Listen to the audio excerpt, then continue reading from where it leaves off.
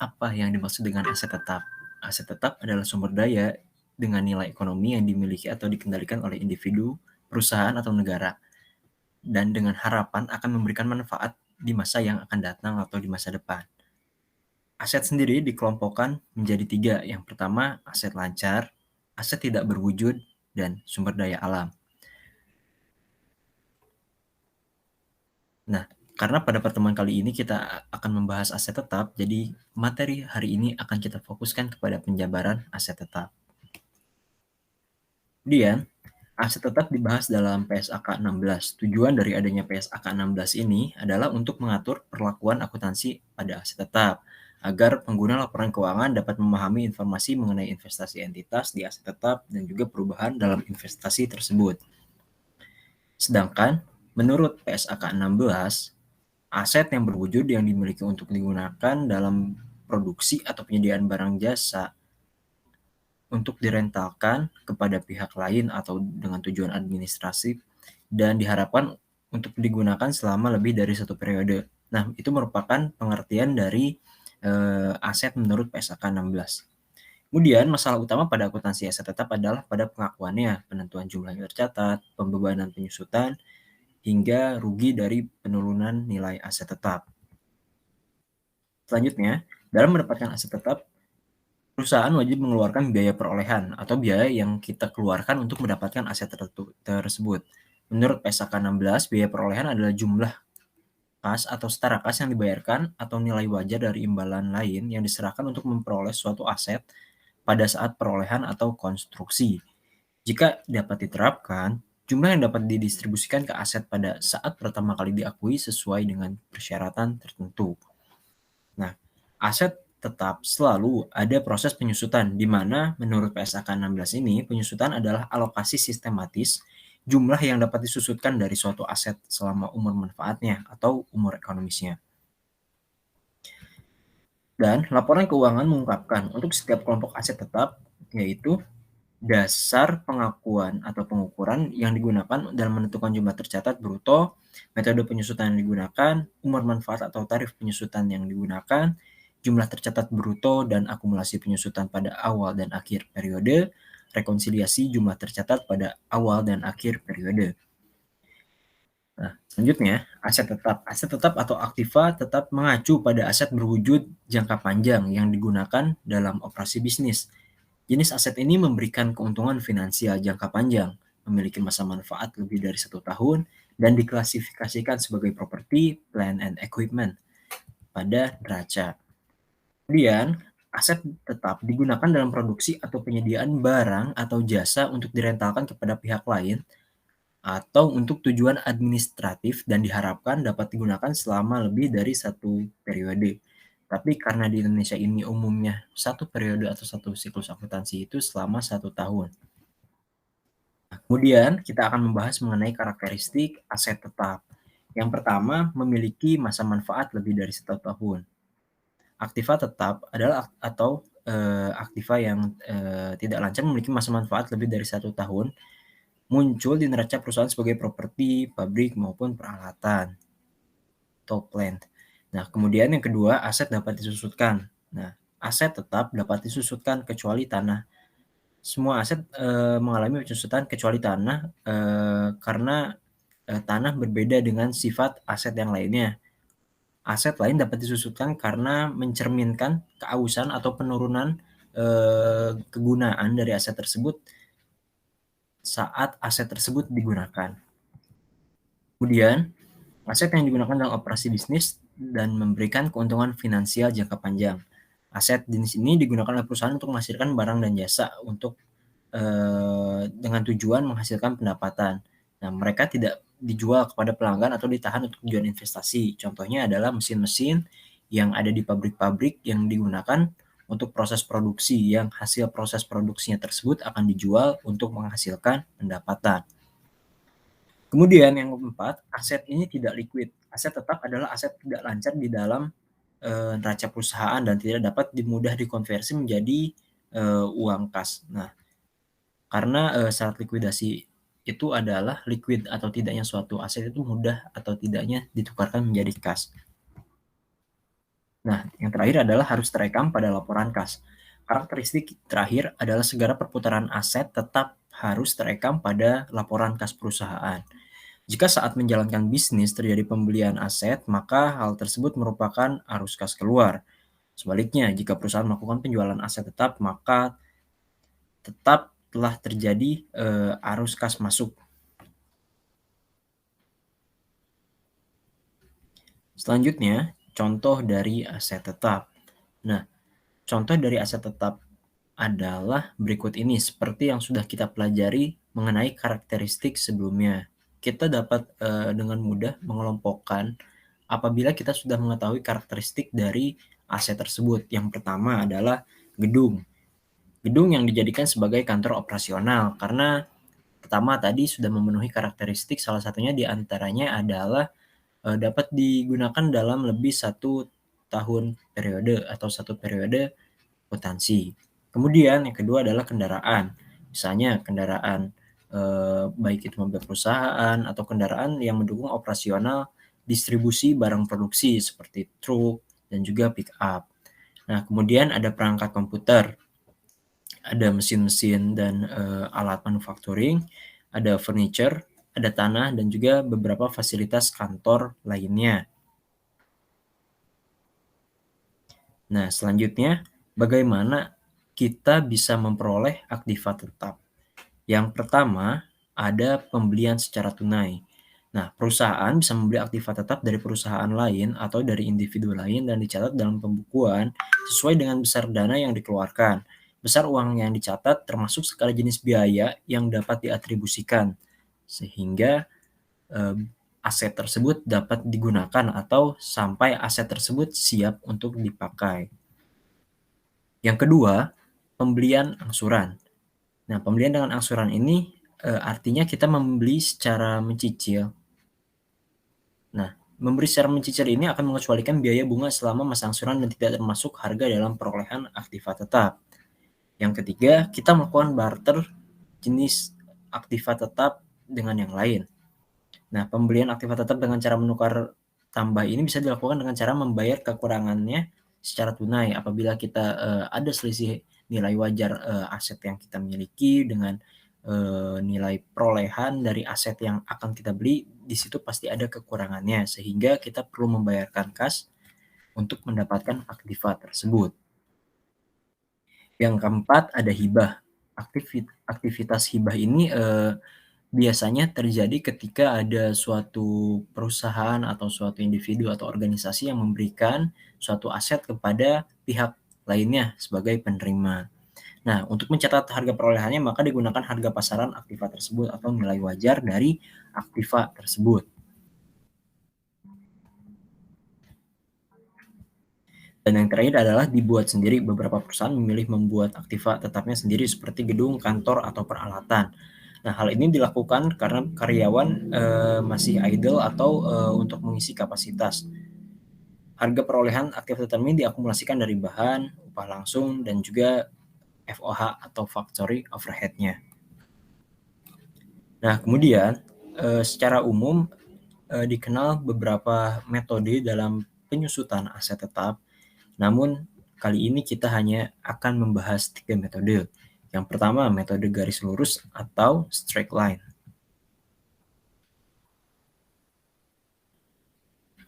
Nah, metode pertama ini sering digunakan dalam akuntansi menjaga bebannya agar tetap stabil atau konsisten sepanjang usia ekonomis aset.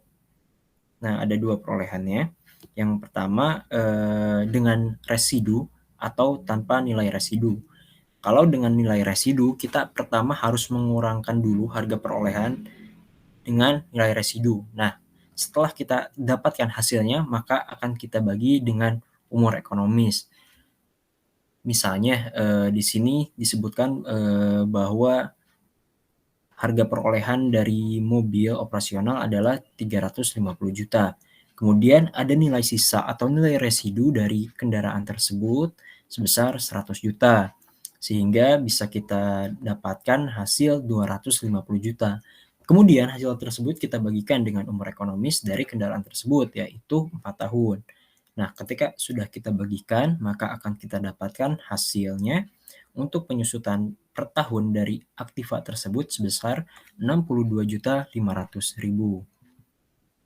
Kemudian yang kedua adalah saldo menurun ganda atau double declining balance method. Nah, di mana kita akan mencari tarifnya terlebih dahulu untuk menentukan besaran penyusutan per tahunnya. Di mana untuk saldo menurun ganda ini harga perolehan akan kita bagi dengan umur ekonomis dikali 2 atau penyusutan. Baik, metode yang kedua adalah saldo menurun ganda, di mana pada metode ini kita harus mencari terlebih dahulu tarif penyusutannya, yaitu tarif penyusutannya 100% kita bagikan dengan umur ekonomisnya, kemudian kita kalikan dengan 2. Maka itu adalah tarif yang akan kita gunakan dalam menentukan besaran penyusutan dari aset tersebut. Dan yang terakhir adalah metode unit aktivitas, di mana metode unit aktivitas atau produksi ini eh, bisa menjadi salah satu metode yang digunakan dalam penyusutan aset tersebut. Dengan cara kita juga harus menentukan tarif dari penyusutan tersebut, misalnya dengan estimasi jam kerja mesin tersebut. Yang pertama ada harga perolehannya, kita kurangi dengan nilai sisa atau nilai residu, kemudian kita bagi dengan estimasi jam kerja mesin misalnya. Jadi kita akan mendapatkan besaran tarif yang dibebankan untuk mesin tersebut berdasarkan jam kerja mesin tersebut. Nah, kemudian yang terakhir di sini adalah biaya yang dapat diatribusikan kepada aset sebagai nilai perolehan finalnya.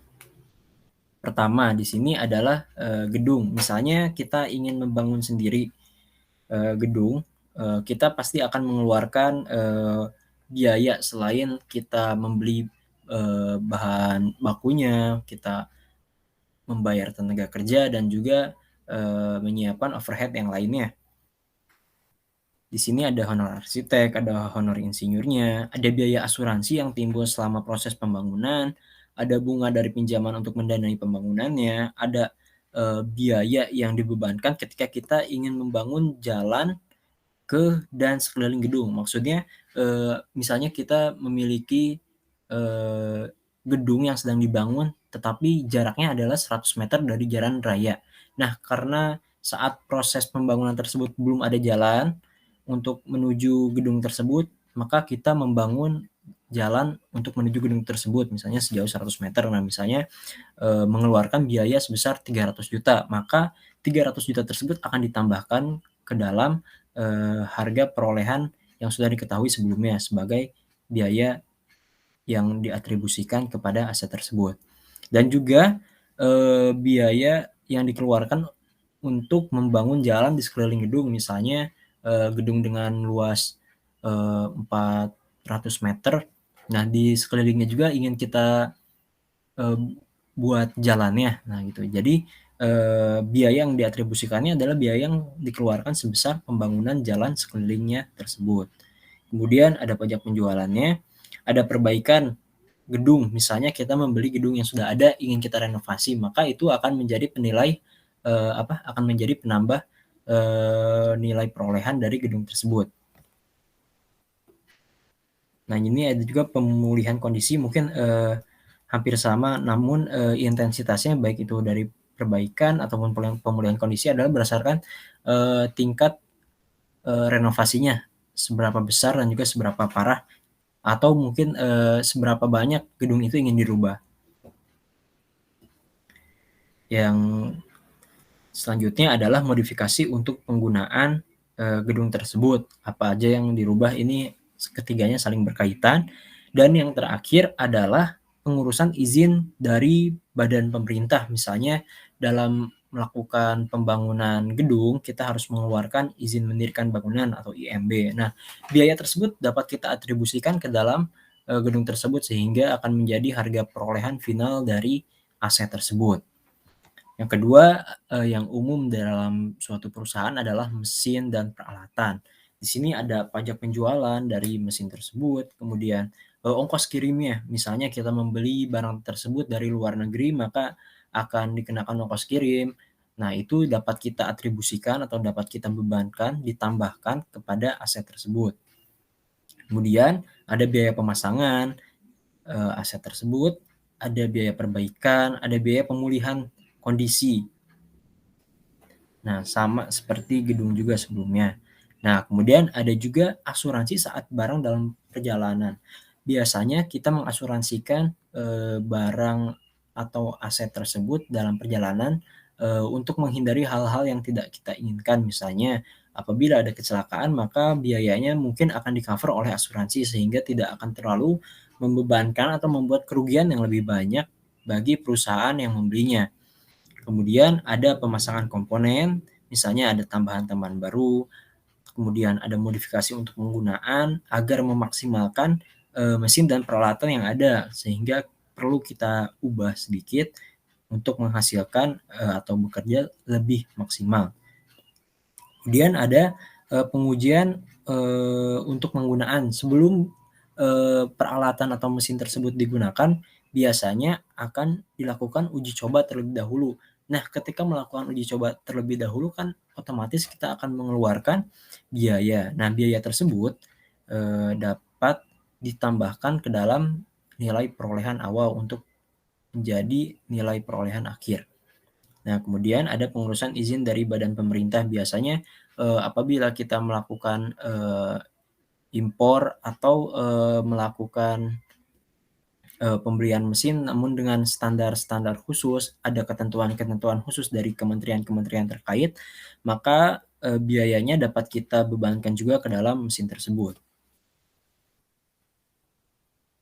Kemudian yang terakhir adalah tanah.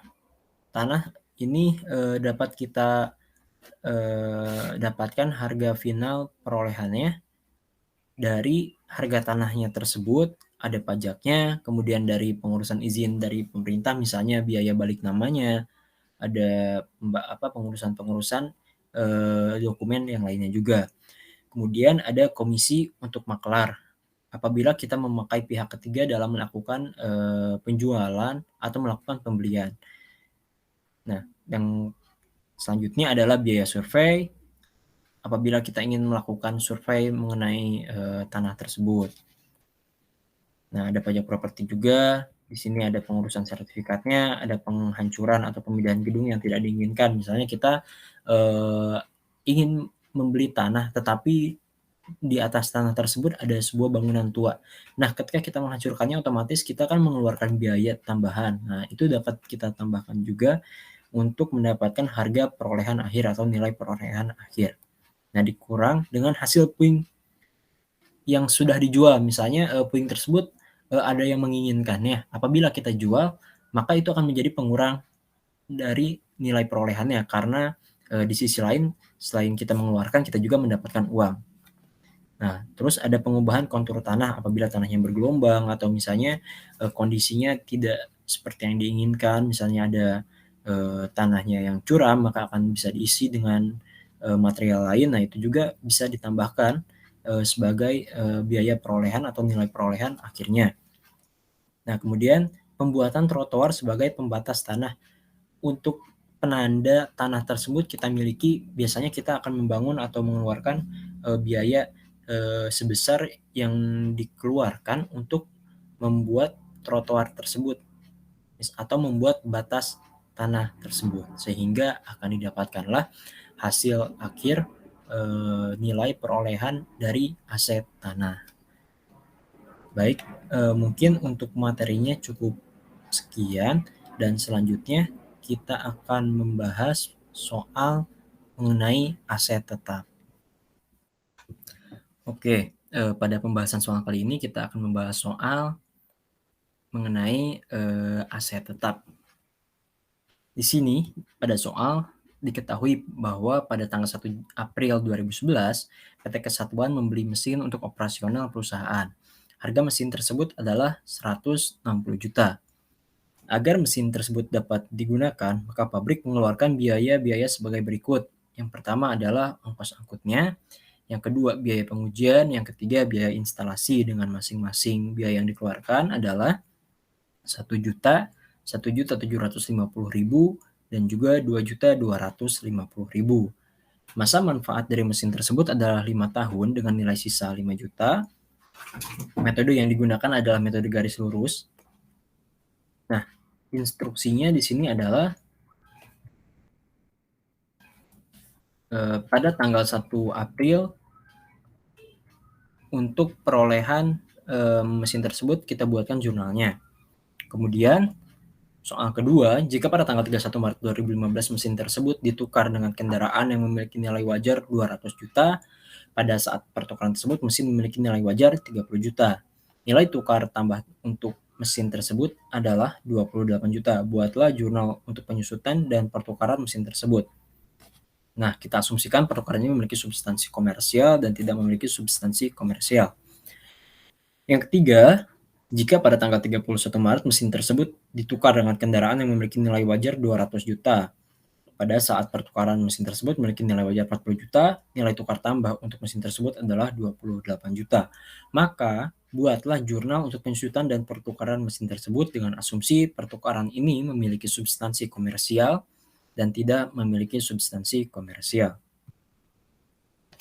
Baik, di sini sudah muncul jurnalnya ini sebesar 165 juta, yaitu mesin pada kas.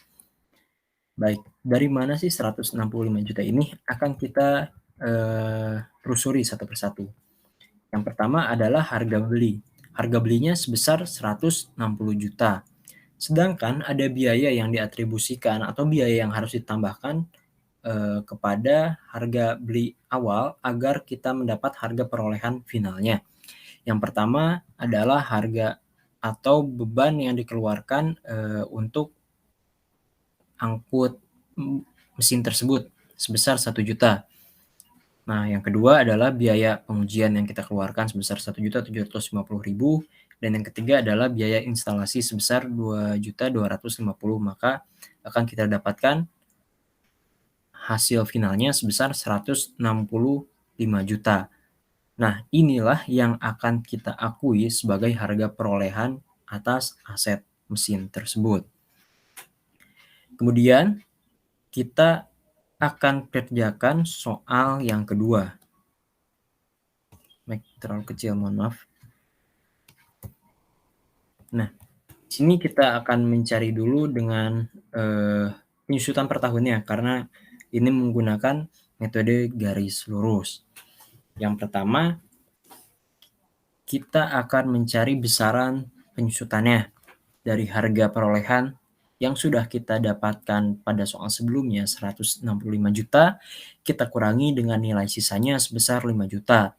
Maka akan menghasilkan harganya sebesar 160 juta. Kemudian kita bagi dengan umur ekonomisnya 5 tahun.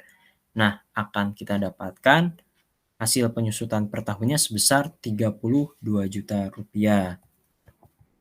Selanjutnya, agar memudahkan perhitungannya, maka kita akan masukkan ke dalam tabel penyusutan untuk mengetahui nilai buku pada akhir dan juga akumulasi penyusutannya. Yang kita perlu siapkan di sini adalah tahun, beban penyusutannya, akumulasi penyusutan, dan juga nilai buku. Nah, itu adalah kolom yang akan kita isi. Yang pertama, tahun. Nah, di sini ada tanggal pengakuan awalnya pada tanggal 1 April 2011. Di sini beban penyusutannya masih 0, akumulasi penyusutannya masih 0, tetapi nilai bukunya yang kita akui di awal adalah 165 juta. Kemudian, karena di sini pada umumnya kita membayar penyusutannya pada tahun atau bukan membayar, istilahnya kita melakukan penyusutan atas aset tersebut pada akhir periode. Di sini pada tahun 2011 tanggal 31 Desember. Berapa besar beban penyusutannya? Beban penyusutannya adalah 24 juta. Dari mana 24 juta itu? Dari 32 juta dikali dengan 9/12. Mengapa 9/12? Karena dalam tahun tersebut kita baru memakainya selama 9 bulan. Asumsinya dalam pemakaian tersebut kan kita menggunakannya dari April sampai dengan Desember, sehingga yang akan kita susutkan setelah terjadinya pemakaian adalah 9 bulan. Nah, 32 juta dikali dengan 9 bulan, kemudian kita dibagi dengan 12 bulan, akan kita dapatkan hasilnya sebesar 24 juta. Nah, untuk akumulasi penyusutannya adalah akumulasi penyusutan awalnya di saat kita mendapatkan barang tersebut. Karena 0, maka tinggal kita tambahkan saja dengan beban penyusutan yang pertama 24 juta, sehingga akumulasi penyusutan di tahun 2011 adalah 24 juta. Kemudian nilai buku di tahun 2011. Nah, untuk mengetahui nilai bukunya adalah dengan cara mengurangkan nilai buku dengan beban penyusutannya. 165 juta dikurangi dengan 24 juta, sehingga akan kita dapatkan hasil 141 juta rupiah.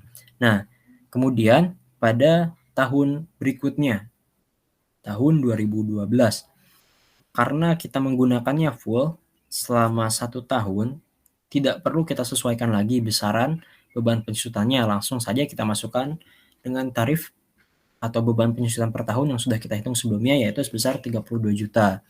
Kemudian untuk akumulasi penyusutannya, tinggal kita tambahkan saja akumulasi penyusutan tahun sebelumnya dengan tahun berjalan, akan kita dapatkan hasil 56 juta. Kemudian untuk nilai buku tahun 2012 atau book value-nya, tinggal kita kurangkan saja nilai buku tahun sebelumnya yang 141 juta ini, kita kurangkan dengan beban penyusutannya sebesar 32 juta, sehingga nilai buku pada tahun 2012-nya adalah sebesar 109 juta rupiah. Nah, hal yang sama juga kita lakukan pada tahun 2013 dan juga 2014. Nah, kemudian di tahun terakhir, yaitu 31 Maret 2015, karena kita membelinya pada 1 April agar tepat 1 tahun, maka aset tersebut akan berakhir umur ekonomisnya pada bulan Maret, pada akhir Maret, 31 Maret. Nah, di sini tinggal kita sesuaikan lagi saja. Misalnya tadi 32 juta untuk penyusutan per tahunnya. Karena kita di tahun 2015 itu hanya menggunakan aset ini selama 3 bulan, maka tinggal kita kalikan saja 32 juta dikali 3 dibagi dengan 12 bulan, sehingga akan didapatkan 8 juta rupiah. Kemudian untuk akumulasi penyusutannya bisa seperti biasanya saja, tinggal ditambahkan akumulasi penyusutan tahun sebelumnya ditambah dengan beban penyusutan tahun berjalan sebesar 8 juta rupiah, sehingga akan didapatkan hasil 128 juta rupiah. Kemudian untuk nilai buku pada tahun terakhir atau pada tanggal 31 Maret 2015 adalah dengan cara mengurangkan nilai buku tahun sebelumnya dikurangi dengan beban penyusutan tahun berjalan sebesar 8 juta. Sehingga kita dapatkan angka nilai buku untuk tahun 2015 sebesar 37 juta rupiah. Nah, selanjutnya, setelah kita ketahui semuanya, maka kita akan melakukan pencatatan penjurnalan. Nah, untuk melakukan pencatatan penjurnalannya, kita harus melakukan perhitungannya terlebih dahulu. Yang pertama kita di sini adalah mencari laba atau rugi atas pertukaran tersebut. Di mana yang pertama nilai buku aset lama adalah 37 juta, sedangkan nilai wajar atau nilai yang berlaku di pasaran dari aset yang kita miliki adalah 30 juta. Nah, di sini mengalami kerugian 7 juta. Mengapa mengalami kerugian? Karena nilai wajarnya itu lebih rendah dibandingkan nilai bukunya. Ini akan berbalik apabila kita memiliki nilai wajar yang lebih besar dibandingkan dengan nilai buku yang lebih kecil. Nah, sehingga di situ akan terjadilah laba atas pertukaran. Kemudian yang kedua adalah mencari besaran kas yang harus dibayar, di mana nilai wajar aset barunya adalah 200 juta. Kemudian di soal sudah diketahui ada nilai tukar tambahnya sebesar 28 juta, sehingga kas yang harus dibayarnya adalah 172 juta rupiah. Kemudian kita akan mencari harga perolehan aset barunya. Dari mana? Dari nilai wajar aset lama ditambahkan dengan kas yang kita bayarkan sebesar 172 juta. Nah, nilai wajar aset lamanya 30 juta, kemudian kita tambahkan akan menghasilkan nilai perolehan aset baru sebesar 202 juta rupiah. Kemudian penjurnalannya, yang pertama adalah kita akan menutup bebannya dulu. Mohon maaf, akan mencatat beban pada tahun berjalan dulu. Ini sebesar 8 juta rupiah. Dari mana? Dari 8 juta rupiah dari situ. Dari kolom penyusutan, beban penyusutannya. Oke, kemudian yang selanjutnya adalah kita akan mencatat aset baru yang kita dapatkan. Nah, di sini sebesar 202 juta. Nah, dari mana? Dari sini, dari harga perolehan aset baru. Kemudian yang kedua adalah kita akan menutup akumulasi depresiasi dari mesin tersebut. Nah, ini akumulasi penyusutannya karena sudah berubah kepemilikan atau berubah tangan, pindah tangan, maka akan kita tutup akumulasi depresiasinya di debit sebesar 128 juta. Kemudian kita di sini akan mencatatkan besaran kerugian yang didapatkan dari pertukaran ini sebesar 7 juta. Apabila kerugian posisi saldonya adalah di debit. Kemudian di sini kita akan mengurangkan mesin. Mesin kenapa dikurangkan? Karena kita sudah menukarkan dengan mesin yang baru sehingga kita anggap mesin yang kita miliki tersebut sudah tidak ada sehingga harus dikurangkan agar sesuai dengan keadaannya. Kemudian di sini ada besaran 172 juta. 172 juta ini didapatkan dari besaran kas yang harus dibayar. Nah, ketika kita sudah mengetahui jumlahnya, maka tinggal kita simpan saja di dalam jurnal tersebut.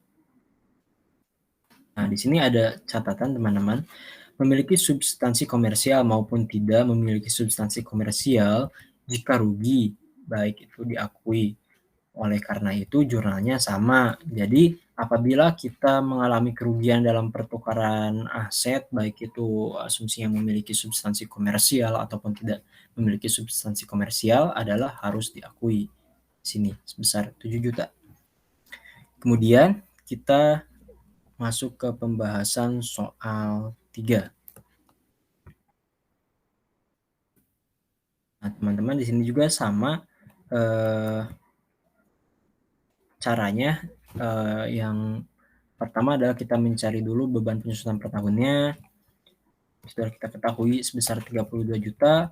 Kemudian di sini juga masih sama untuk tabel penyusutannya sebesar 128 juta untuk akumulasi penyusutannya, sedangkan untuk nilai bukunya adalah 165 dikurangi 128 juta adalah 37 juta rupiah nilai bukunya.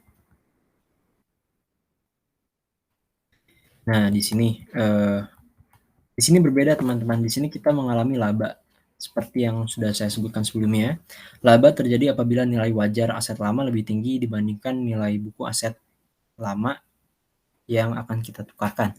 Di sini nilai wajar aset lamanya adalah 40 juta, sedangkan nilai buku aset lamanya yang tercatat setelah kita kurangi harga perolehan dengan akumulasi penyusutan akan kita dapatkan kan angkanya 37 juta. Sedangkan nilai wajar aset lamanya 40 juta, maka kita mengalami laba sebesar 3 juta rupiah. Kemudian di sini untuk kas yang dibayar masih sama sebesar 172 juta yang didapatkan dari nilai wajar aset baru sebesar 200 juta dikurangi dengan aset lama yang dihargai atau nilai tukar tambahnya sebesar 28 juta rupiah sehingga kita dapatkan 172 juta rupiah.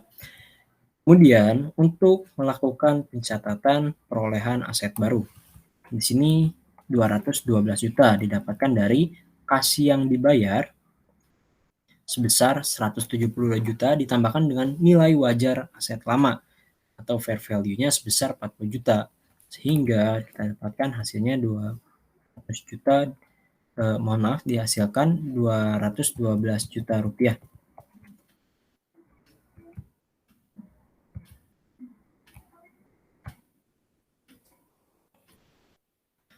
Oke, selanjutnya di sini jurnal memiliki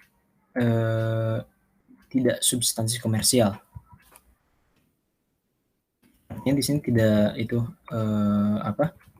tidak memiliki substansi komersial.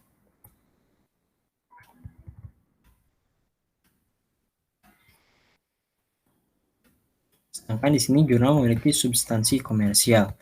Nah, kita pertama akan menjurnal dulu yang memiliki substansi komersial. Nah, apabila memiliki substansi komersial, jurnalnya akan seperti ini, teman-teman. Yang pertama, kita akan melakukan penjurnalan atas penyusutan pada tahun berjalan sebesar 8 juta. Kemudian kita akan mengakui kendaraan yang kita terima atas pertukaran tersebut sebesar 212 juta dari sini ya, harga perolehan aset barunya.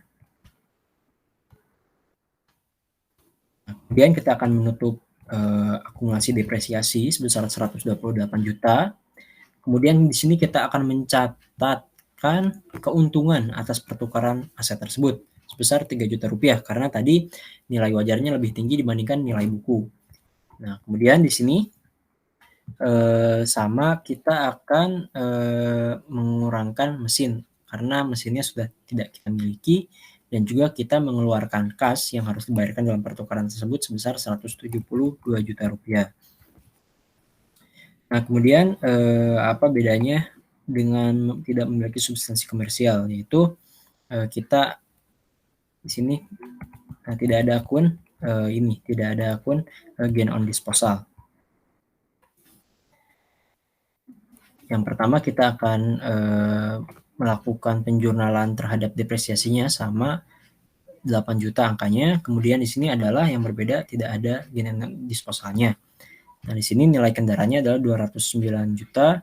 Di sini ada akumulasi penyusutannya yang ditutup sebesar 128 juta, mesin yang kita kurangkan mesinnya karena sudah tidak kita miliki sebesar harga perolehan awal 165 juta dan juga kas yang kita keluarkan sebesar 172 juta rupiah. Nah, di sini apabila dicermati ada perbedaan di mana ada perbedaan dalam pengakuan nilai aset yang kita peroleh. Di sini dengan memiliki substansi komersial itu kendaraan yang diakui sebesar 212 juta, tetapi saat kita melakukan pertukaran dengan asumsi tidak memiliki substansi komersial, maka akan kita tidak masukkan si pertukaran laba dari laba pertukaran aset tersebut.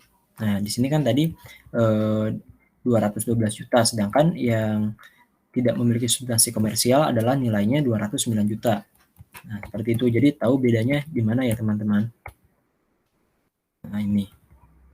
Di sini ada catatan temannya. Jika tidak memiliki substansi komersial, maka laba mengurangi harga perolehan aset baru. Harga perolehan aset barunya tadi kan 212 juta, tetapi karena kita tidak mencatatkan laba di sini, maka otomatis nilai perolehan dari kendaraan tersebut akan kita kurangi sebesar labanya. Di sini 212 juta dikurangi 3 juta, hasilnya adalah 209 juta rupiah. Nah, ini hasilnya sama seperti ini. Nah, oke, sudah cukup sampai sini pembahasannya, teman-teman. Semoga dapat dimengerti oleh teman-teman semuanya, dan jika ada yang ingin ditanyakan bisa ditanyakan di kolom komentar. Terima kasih.